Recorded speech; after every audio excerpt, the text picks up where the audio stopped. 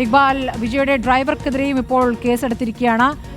ഈ യാത്രക്കിടയിൽ ഒരു ഇരുചക്രവാഹനത്തെ ഇടിക്കുന്ന സംഭവം ഉണ്ടായോ?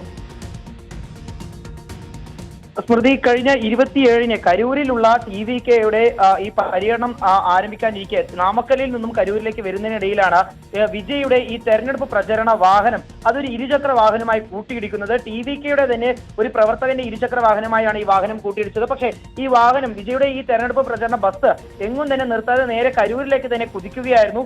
കഴിഞ്ഞ ദിവസം മദ്രാസ് ഹൈക്കോടതി ഉൾപ്പെടെ ഈ ദൃശ്യങ്ങൾ കണ്ടതിന് ശേഷം രൂക്ഷമായിട്ടുള്ള വിമർശനമാണ് പോലീസിനെതിരെ ഉയർത്തിയത്. എന്തുകൊണ്ട് ഈ സംഭവം നടന്നിട്ടും ഈ വാഹനം പിടിച്ചെടുക്കാനോ ഡ്രൈവർക്കെതിരെയോ നടപടി സ്വീകരിക്കാൻ പോലീസ് തയ്യാറാവുന്നില്ല എന്നുള്ളത് ഹൈക്കോടതി വിമർശിച്ചിരുന്നു. അതിന് പിന്നാലെയാണ് പോലീസ് ഈ സംഭവത്തിൽ ഇപ്പോൾ വിജയുടെ ഈ തെരഞ്ഞെടുപ്പ് പ്രചരണ വാഹനം ഓടിച്ചിരുന്ന ഡ്രൈവർക്കെതിരെ കേസെടുത്തിരിക്കുന്നത്. കരൂരിൽ തന്നെയുള്ള വേലായുധപാളയം പോലീസാണ് ഇപ്പോൾ ഈ ഡ്രൈവർക്കെതിരെ കേസെടുത്തുള്ളത്. അടുത്ത ദിവസം തന്നെ ഈ ഡ്രൈവറുടെ അറസ്റ്റ് ഉണ്ടാവും. അതിനുശേഷം ഈ വാഹനം പിടിച്ചെടുക്കും പോലീസ് എന്നുള്ളതാണ് നിലവിൽ മനസ്സിലാക്കാൻ കഴിയുന്നത്. ശരി, ഇക്ബാൽ അറക്കലാണ് വിവരങ്ങൾ നൽകിയത്.